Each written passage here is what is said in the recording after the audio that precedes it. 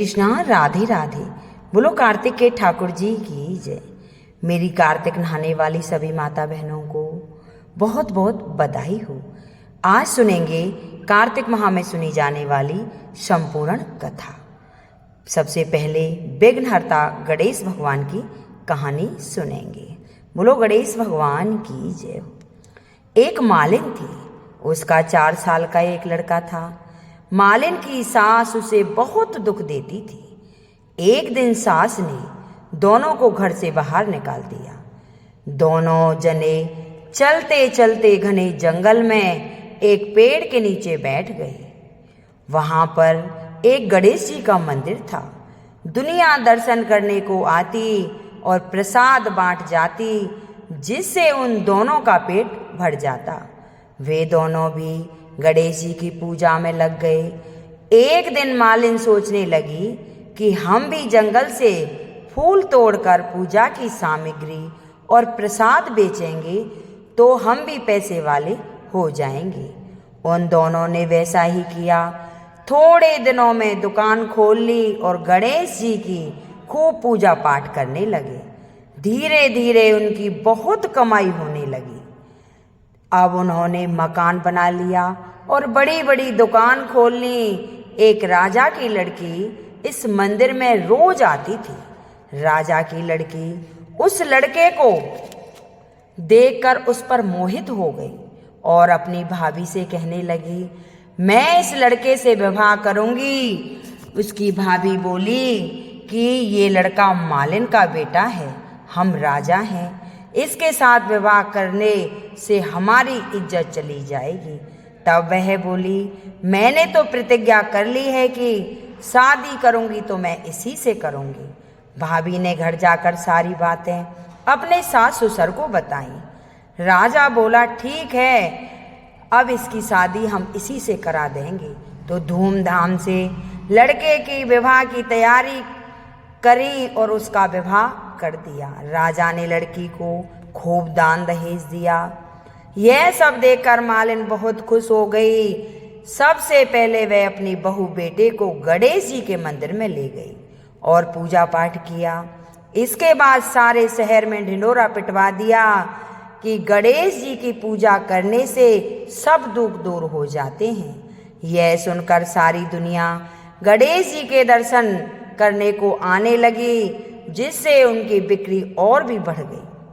बड़े बेटे ने काम संभाल लिया। उसकी सासू के बुरे दिन आ गए। उसके अन्नदाता उससे रूठ गए।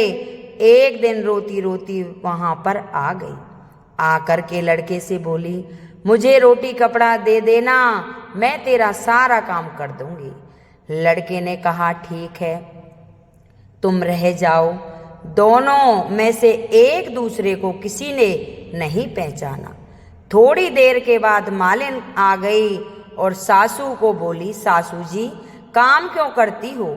सासू बोली, मेरे सेठ के यहाँ नौकरी लग गई है। बहू बोली, ये तो थारा ही पोता है, थारी ही बहू है, अपना ही मकान है। अब आपने हमें घर से निकाल दिया था तो गणेश जी महाराज ने हमारी लाज रखी थी। वह बोली, मेरी करनी मैंने भोग ली है। बहू बोली, सासू जी अब आप यहाँ पर रहो, अपने पोते का सुख देखो। हे गणेश जी महाराज, जैसा सुख उनको दिया वैसा सबको देना। जो वे मेरी कहानी सुने हुंकारा भरे, उनकी सभी मनोकामना पूर्ण करना। बोलो गणेश भगवान की जय। अब सुनेंगे सूर्य भगवान की कहानी। सूर्य भगवान की पत्नी और माँ थी। आधे में तो सूर्य भगवान सारे प्रजा का पालन करते थे और आधे में अपनी माँ और पत्नी का, क्योंकि वह काम काज कुछ करती नहीं थी। सुबह उठा, खाए पिया और जैसा पड़ा है वैसा ही पड़े देना। और कुछ जब सामग्री खत्म हो जाती, सूर्य नारायण के दरबार में जाती और कहती कि मेरे बेटे को बुला दो। जब सूर्य भगवान कहते कि मेरी माँ का भेष कैसा है, तो वह कहते उनके के मेला कुचेला भेष है, ऐसे ही चली आ रही हैं। तो सूर्य भगवान कहते कि उनको दरबार में मत लाओ, वहीं से वापस भेज दो। तो वहीं से वो चली जाती। ऐसे जब बहुत दिन व्यतीत हो गए, सूर्य भगवान भी तंग आ गए कि मैं आधे में तो सारी सृष्टि का पालन करता हूँ और आधे में इन दोनों का। तो एक दिन अपनी माँ को बुलाया और माँ को बुलाकर कहा कि माता ले ये 10 कंकड़ ले जा, 5 तू ले लेना, 5 तेरी बहू को दे देना और 5 घर जाकर रोज ये कंकड़ खेल कर आना। तो उसने कहा ठीक है। घर आ गई, आके बोली कि बहू आज तो बेटे ने ये कंकड़ दिए हैं और कहा है कि सुबह सुबह उठना और ये कंकड़ खेल कर आना। तो ठीक है माँ जी, अगर उन्होंने ये कहा है तो सुबह ही उठ के बहू चल देती है कंकड़ खेलने के लिए। पहले घर पहुंचती है कि अरे बहन कंकड़ खेल ले। वो बोली कि तेरा तो कंकड़ खेलने का काम है, तू तो सूर्य नारायण की पत्नी है, सूर्य देव तेरी सारी मनोकामना पूर्ण कर देंगे, हमें तो अभी झाड़ू वाड़ू लगाना है, घर में पोंछा लगाना है और भी बहुत काम है। अगले घर जाती है अरे बहन कंकड़ खेल ले, कि अरे तेरा क्या है, तेरा तो सूर्यदेव पति है तो सब कुछ कर देता है, हमें तो खेत में जाना है, किसी ने कपड़ा धोना है, किसी ने खाना बनाना है। ऐसे ही दोनों सासों बहू आ गई, आकर के बोली कि देखो माँ जी, हमारे साथ तो किसी ने कंकड़ नहीं खेले, कोई कुछ काम कर रही है, कोई कुछ काम कर रही है। तो उन्होंने देखा कि बहू बोली कि माँ जी मैंने उनके घर में साफ सफाई होती देखी, क्यों ना हम भी कर लें। तो आके उन्होंने अपना चूल्हा चौका संभाला, साफ सफाई की, तो उनको खाने को कुछ आ गया। अगले दिन फिर गई, कोई कहे हम नहाएंगे धोएंगे, कपड़े धोएंगे, अपने बच्चों को स्कूल भेजेंगे, ऐसे सब ने टाल दिया। फिर दूसरे दिन वो नहाई धोई, सूर्य नारायण को अर्घ दिया। फिर तीसरे दिन गई, बोली कि देख कार्तिक का महीना चल रहा है, हम तो नहाने जाती हैं और अब फिर आके घर में काम करती हैं, तो भगवान का प्रसाद भी बनाना है और व्रत भी रखा है, तो हम तुम्हारे साथ कंकड़ नहीं खेल सकते। फिर आ गई अपने घर, आकर बोली कि माँ जी ऐसा जब ये लोग ऐसा कर सकते हैं तो हम क्यों नहीं कर सकते। उसी दिन से घर में आंगन को लीपना पोतना, घर का नहाना धोना सारा काम करने लग गई। अब तो उनके यहाँ लक्ष्मी के भंडारे भर गए, इतना धन आने लग गया। फिर वो सूर्य नारायण के दरबार में उसकी माँ जाती है और अपने बेटे से कहती है कि जाओ मेरे बेटे को बुला दो। मंत्री जाते हैं, सूर्य नारायण से कहते हैं कि आपकी माँ आई हैं। तो सूर्य भगवान कहते हैं कि कैसा वेश है, कि आज तो बहुत अच्छा वेश है, माथे पर चंदन लगा हुआ है और दरबार में आई हुई हैं, फलों की टोकरी हाथ में है, तो सीधे दरबार में ले आओ। तो माता जी सीधे दरबार में जाती हैं और बेटे को फलों की टोकरी पकड़ाती हैं और उससे कहती हैं कि बेटा तूने वो कंकड़ दिए, हमारी आंखें खोल दी, अब तो हमारे घर में इतना धन आ रहा है, उसका क्या करें। बेटा बोला माँ उसका सदुपयोग करो, भूखों को भोजन कराओ, प्यासों को प्याऊ लगवाओ और कुंवारी कन्याओं का विवाह करवाओ, धर्मशाला बनवाओ, धर्म पुण्य में अपना कार्य धन लगाओ। उन्होंने ऐसा ही किया। हे सूर्य नारायण भगवान, जैसे उनको सद्बुद्धि दी वैसे ही मेरी कथा सुने पड़े, उनकी सभी मनोकामना पूर्ण करना। बोलो सूर्य नारायण भगवान की जय। अब सुनेंगे पंचमी की कथा। एक साहूकार के बेटे की बहू थी जो बहुत ही सुबह सुबह उठकर कार्तिक के महीने में रोजाना गंगा जी नहाने जाया करती थी, पराये पुरुष का मुंह नहीं देखती थी। एक राजा का लड़का था, जब भी वो रोजाना नहाने जाता था सोचता कि मैं इतनी जल्दी सुबह नहाने आता हूँ तो भी मेरे से पहले कौन नहा लेता है। 5 दिन कार्तिक के रह गए हैं। उस दिन साहूकार की बहू तो नहाकर जा रही थी, राजा का बेटा आ रहा था। खुद डाक सुनकर वह जल्दी जल्दी आने लगा तो उसकी माला मोचड़ी टूट गई। राजा आया, उसने सोचा कि माला मोचड़ी इतनी सुंदर है तो इसे पहनने वाली कितनी सुंदर होगी। सारी नगरी में राजा ने हेलो फिरवा दिया कि जिसकी यह माला मोचड़ी है वह मेरे 5 दिन आएगी, अब मैं उसकी माला मोचड़ी तभी दूंगा। साहूकार के बेटे की बहू ने कहलवा दिया कि मैं 5 दिन आऊंगी, पर किसी को साख भरने के लिए बैठा देना। राजा ने गंगा जी पर बिछावन करके एक तोते को पिंजरे में टांग कर रख दिया। वह सुबह आई, पहली पैड़ी पर पैर रखा, वह बोली कि हे कार्तिक के ठाकुर जी, हे राई दामोदर, पांचों पांडव, छठा नारायण, भीषम राजा, उस पापी को नींद आ जाए, मैं सत की हूं तो मेरा सत रखना। राजा को नींद आ गई और वह नहा धोकर जाने लगी तो तोते सुबह से बोली कि हे सुबह सुबह, सुबटा गल घालूंगी हार, साक भरिए मेरा वीरा। सुबह बोला कि कोई वीर भी साक भरता है? तब वह बोली कि सुबह सुबह सुबटा बट घालूंगी नेवर, साक रखियो मेरा देवर। सुबह ने कहा अच्छा भाभी, मैं साक भरूंगा। यह तो कहकर वह चली गई। राजा हड़बड़ा कर उठा, सुबह से पूछा कि सुबह सुबह वह आई थी, कैसी थी? सुबह बोला आभा की सी बिजली, ओली की सी जल, केला की सी कामनी, गुलाब का सा रंग। राजा ने सोचा कि कल मैं अपनी उंगली चीर के बैठूंगा तो नींद नहीं आएगी। दूसरे दिन उंगली चीर के बैठ गया। वह आई, उसने वही प्रार्थना करी, बस राजा को नींद आ गई। नहा के जाने लगी तो सुबह ने साक भर दी कि राजा ने उठते ही फिर सुबह से पूछा। हे सुबह ने कल के जैसे ही जवाब दे दिया। उसने सोचा कल तो मैं आंख में मिर्च डालकर बैठूंगा। तीसरे दिन राजा आंख में मिर्च डालकर बैठ गया। सारी रात हाय हाय करके बिताई। वह आई, उसने वैसी ही प्रार्थना की। राजा को नींद आ गई। नहास के सुबह के से साग भरवा के चली गई।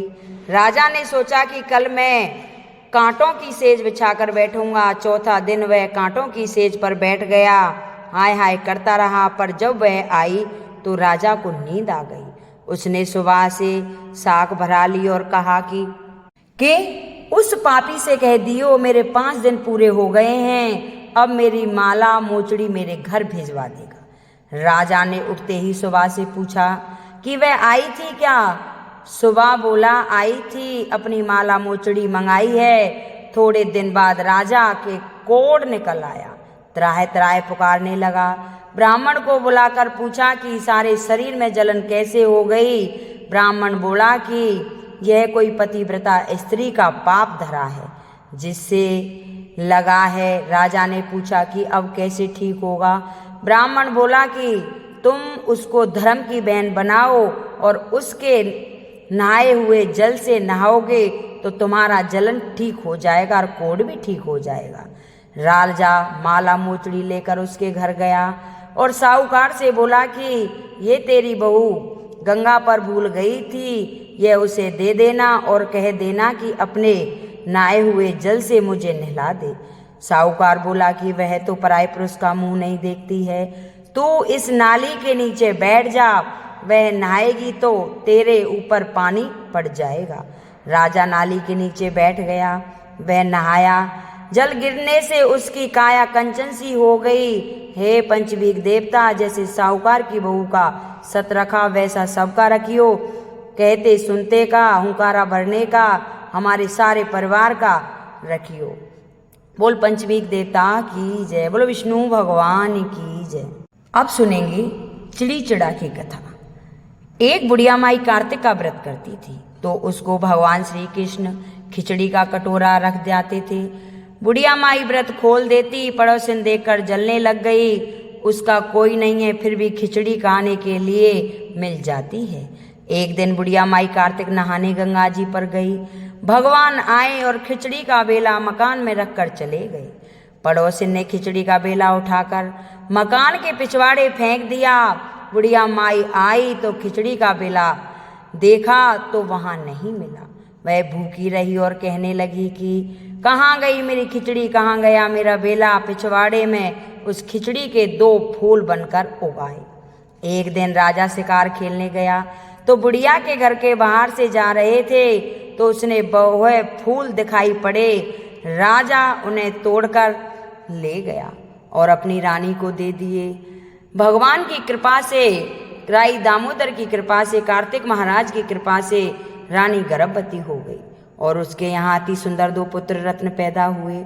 धीरे धीरे बच्चे बड़े होने लग गए लेकिन वह बोलते नहीं थे, ना हंसते ना खेलते। तो राजा बड़ा दुखी होता था कि इतने दिन बाद संतान हुई और फिर भी यह ना बोलती है ना कुछ है, क्या करें। अपने सिपाहियों से कहा राजा ने कि सिपाहियों, इन्हें जंगल में ले जाओ और गांव में घुमा कर लाओ, क्या पता किसी को देखकर बोल जाएं। अब राजा के सिपाही उन्हें नगर में घुमाने के लिए ले गए तो वहां वो बुढ़िया माई रो रही थी। दोनों बच्चे जाकर बुढ़िया माई से चिपट जाते हैं कि माँ मैं तेरा खिचड़ी मैं तेरा बेला। अब तो बुढ़िया माई शांत हो जाती है। राजा के सिपाही आकर सारा वृतांत राजा को बताते हैं तो राजा कहता है कि उस बुढ़िया माई को बुला के लाओ। राजा के दूत आते हैं, बुढ़िया माई को पकड़कर महल में ले जाते हैं और कहते हैं कि बुढ़िया माई तू क्यों रो रही है और क्या बात है, मेरे बच्चे आज तक ना हंसे ना बोले और तुझे देखकर क्यों हंसे। वो बोले कि मुझे नहीं पता, मैं तो कार्तिक स्नान करती थी और कार्तिक के ठाकुर जी मेरे लिए खिचड़ी देकर जाते थे, किसी ने मेरा खिचड़ी और बेला फेंक दिया। ये कहते हैं ये मेरा खिचड़ी है, ये मेरा बेला है। उनको सारी बातें पता थी। तो राजा कहता है कि माँ ये खिचड़ी बेला तो है ही, आज से तू मेरी भी माँ है और मैं भी तेरा ऐसे ही सेवा करूँगा जैसे इन्होंने किया है। अब तो राजा उनकी सेवा करने लग गया और उनको माँ मिल गई, बच्चों को दादी मिल गई। हे कार्तिक के ठाकुर जी, जैसे उस बुढ़िया माई की सुनी सबकी सुनना, कहानी कहने वाले की, हुंकारा भरने के वाले की, सभी की मनोकामना पूर्ण करना। बोल कार्तिक के ठाकुर जी की जय। अब सुनेंगे लपसी तपसी की कहानी। एक लपसी था, एक तपसी था। तपसी तो भगवान की तपस्या करता था। लपसी रोजाना 1.25 सेर का हलवा बनाकर भगवान को भोग लगाया करता था और टाली हिलाकर जीम लेता था। एक दिन दोनों में झगड़ा हो गया। तपसी बोला मैं बड़ा, लपसी बोला मैं बड़ा, क्योंकि मैं भगवान की तपस्या करता हूँ। नारद जी बोले कि तुम्हारा फैसला मैं करूँगा। दूसरे दिन तपसी नहाकर आने लगा तो नारद जी ने 1.25 करोड़ का मुद्रा तपसी के आगे गिरा दिया। उसने आंख खोलकर देखा तो मुद्रा पड़ा है। उसने उठाकर पैर के नीचे दबा लिया और तपस्या करने लग गया। उधर तपसी सवेरे सवेरे का हलवा बनाकर भगवान को भोग लगाकर टाली हिलाकर जीम लिया। इतने में ही नारद जी आ गए और दोनों को अपने पास बिठा लिया। दोनों पूछने लगे कि कौन बड़ा है। नारद जी ने तपसी से कहा कि अपना पाँव हटा। पाँव हटाते ही मुद्रा निकल आया। तब नारद जी बोले कि मुद्रा चुराने से तेरी तपस्या भंग हो गई है, इसलिए लपसी बड़ा है। तपसी कहने लगा कि मुझे मेरी तपस्या का फल कैसे मिलेगा। नारद जी बोले तेरी तपस्या का फल कार्तिक नहाने वाले देंगे। सब ना कहानी कहकर तेरी कहानी नहीं कहेंगे तो कार्तिक का फल तुझे मिल जाएगा। धोती देकर अंगोछा नहीं देवे, सीधा देकर दक्षिणा नहीं देवे, ब्राह्मण जमा कर दक्षिणा नहीं देवे, दीवा चास के हाथ ना जोड़े तो तेरा उनका पुण्य तुझे मिल जाएगा। कपड़ा दे के बटन ना लगावे, दाहिने हाथ से नाड़ा बांधे तो सबका फल तुम्हें हो जाएगा। इतना कहकर नारद जी वहां से चले गए। बोलो नारद भगवान की जय, बोलो विष्णु भगवान की जय। अब सुनेंगे नगर बसेरे की कथा। एक जाट था और एक भाट था, दोनों दोस्त थे। जाट का चला बहन के, भाट का चला सासरे। रास्ते में कुएं की पाल पर दोनों बैठ गए। जाट का बोला नगर बसेरा कर ले, भाट का बोला मैं तो सासरे जा रहा हूँ, खूब खातिर होगी सो तू कर ले। जाट कुएं की पाल पर बैठकर पानी की घंटी और चावल का दान देकर नगर बसेरा करने लगा और बोला नगर बसेरा जो करे सो मन धोबे पाँव, ताता माड़ा तापसी देगी मेरी माँ, माना देगी मावसी देगी द्वारका वास, मीठा मीठा घास वृंदावन का वास। 5 कुड़ी ई छठी रास मेरा बिजड़ो श्री कृष्ण के पास, डालू पानी हो जाएगी झट से निकल जाए मेरा जी, वह कहकर के चल पड़ा। जाट के की बहन ने बूरा चावल जमा कर खूब बातचीत की। भाट का पहुंचा तो सासरे में आग लग गई। बुझाते बुझाते राख उठाते उठाते हाथ भी काले हो गए और मुंह भी काला हो गया। रोटी ना पानी, पड़ोसन आई बोली जमाई आया उसकी भी पूछ कर लो। सास बोली क्या करूं मेरा टापड़ा भूपड़ा चला गया। पड़ोसन ने रोटी और छाछ दी, उसने खा ली। शाम को दोनों फिर मिले। दोनों बोले कहे भाई भाट का बोला मैंने तो ससुराल में आग लग भी पाई, बुझाते बुझाते हाथ भी काला और मुंह भी काला। रोटी ना पानी। जाट का बोला मेरी तो खूब खातिर हुई है, मैंने कही थी ना कि नगर बसेरा कर ले। बोला हाँ अब कर लूँगा। भाट का बोला अब भी ना करूँ तो तेरी मावती है, पता नहीं रोटी दे या ना दे। तेरी माँ है दही की चूचली, चूरमा की पेंडी धरी पावेगी। भाट ने नहीं किया, जाट ने नगर बसेरा करा। नगर बसेरा जो करे सो मल धोवे पाँव। ताता माड़ा तापसी देगी तेरी माँ, माँ देवे मापसी देगा द्वारका वासी। मीठा मीठा घास वृंदावन का वास, 5 कुटी छठी रास। मेरा जिबड़ो श्री कृष्ण के पास, डालू पानी हो जाएगी झट से निकल जाए मेरा जी। करके चल पड़ा, घर पहुंचा ते ही जाट की मावसी ने लाड़ लड़ाया और भाट का घर गया तो उसकी भैंस खो गई। बाप एक लाठी धरे और एक उठावे, बोला कि ससुराल गया था आग लगाया आया, यहाँ आया तो भैंस खो दी, पहले भैंस खोज कर ला तभी रोटी पानी मिलेंगी। सारा दिन हो गया ढूंढते ढूंढते पर भैंस नहीं मिली। बाजरा में फिर दोनों मिले तो जाट ने पूछा क्या खबर है। भाट का बोला कि आते ही मेरे बाप की भैंस खो गई, उसी दिन से ही ढूंढ रहा हूँ, रोटियों का ठिकाना नहीं। वह बोला मैंने पहले ही कहा था नगर बसेरा कर ले। भाट का बोला कि तेरा नगर बसेरा में इतना गुण है तो अब कर ले। दोनों नगर बसेरा करने लगे। नगर बसेरा जो करे सो मल धोवे पाँव। ताता माड़ा तापसी देगी तेरी माए, माँ देना मावसी देगा द्वारका नाथ। मीठा मीठा घास वृंदावन का वास, 5 कुड़ी छठी रास। मेरा जिबड़ा श्री कृष्ण के पास, डालू पानी हो जाएगी झट से निकल जाए मेरा जी। उन्होंने नगर बसेरा किया तो आगे चला तो रास्ते में भैंस मिल गई, लेकर घर गया। माँ बोली लड़के को आते ही निकाल दिया, सारा दिन हो गया भूखा प्यासा मरता है। उसको खूब अच्छी तरह जिमाया। उन्होंने सारी नगरी में ढिंढोरा पिटवा दिया कि सब कोई कार्तिक में पीहर सासरे में आते जाते नगर बसेरा करे। बोलो नगर बसेरे की जय। अब सुनेंगे गंगा जमुना की कथा। एक गंगा थी एक जमुना थी, दोनों बहनें एक साहूकार के खेत में से जा रही थी। जमुना ने 12 दाने गेहूं के खेत में तोड़ लिए। गंगा बोली कि बहन ये तो चोरी हो गई, तुझे तो पाप लग गया है। जमुना बोली कि अब यह कैसे उतरेगा। गंगा बोली कि 12 बरस साहूकार के नौकरी करने से उतरेगा। जमुना साहूकार के यहाँ जाकर बोली मुझे नौकरी पर रख लो, 4 काम छोड़कर मैं तुम्हारे सारे काम करूँगी। एक तो झूठे बर्तन नहीं धोऊंगी, झाड़ू नहीं लगाऊंगी, सेज नहीं बिछाऊंगी और दिया नहीं चासूंगी। साहूकार ने उसे नौकरी पर रख लिया। 12 बरस बाद कुंभ का मेला आया। साहूकारनी मेले में जाने लगे तो जमुना ने उन्हें एक सोने का टका दिया और बोला कि वह मेरी बहन गंगा है, उसको यह टका दे देना और कह देना कि बहन जमुना ने भेजा है। तो वह हाथ पसार कर गोरी गोरी बैया से हरी हरी चूड़ियाँ पहन लेगी। वह लोग वहाँ जाकर सोने का टका देने लगे तो गंगा ने हरी हरी चूड़ियाँ गोरी गोरी बैया हाथ पसार कर टका ले लिया और बोली बहन मेरी बहन जमुना से कह देना कि अब तेरे 12 बरस पूरे हो गए हैं, अब वो आ जाए। साहूकार घर आए। जमुना से बोले कि तेरी बहन बोली कि तेरा 12 बरस पूरे हो गए हैं, तू आ जा। यह सुनते ही जमुना सहस धारा होकर बहने लगी। साहूकारनी को जब यह पता लगा कि जमुना माता हमारे काम करती थी तो मूंदे माथे पड़ गए और सोचने लगे कि अब हमारा पाप कैसे उतरेगा। उधर जमुना गंगा के पास गई तो गंगा ने पूछा कि तू साहूकारनी को धीरज बंधाकर आई है या नहीं। जमुना बोली कि मैंने तो कुछ भी नहीं कहा। गंगा बोली कि उनका धीरज बांध कर आ, नहीं तो उनको संतोष कैसे होगा। जमुना दोनों के सपने में आई और बोली कि तुम उदास क्यों हो। वे बोले कि हमने तुम्हारे से ऊंचा नीचा काम कराया है, अब हमारा पाप कैसे उतरेगा। जमुना बोली कि तुम्हारा कोई पाप नहीं लगा है, मैं तो अपना पाप उतारने आई थी। तुम्हारे खेत में से 12 दाने गेहूं के तोड़ लिए थे, इसलिए मुझे दोष लगा था।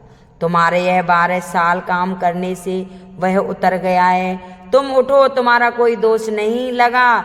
तुम्हारे खूब धन लक्ष्मी आएगी और तुम्हारी मुक्ति हो जाएगी। हे जमुना माता, जैसे मुक्ति साहूकारनी को दी वैसी सबको देना, हमें भी देना, हमारे सारे परिवार को देना। बोलो जमुना मैया की जय। जो भी यह कहानी सुनता है उसकी सभी मनोकामना पूर्ण होती हैं। अगर ये मेरी कथा किसी को अच्छी लगे तो इसे लाइक करना, शेयर करना, सब्सक्राइब करना और कमेंट बॉक्स में जय जमुना मैया की, जय गंगा मैया की, जय विष्णु भगवान की जरूर लिखना। तो विष्णु भगवान की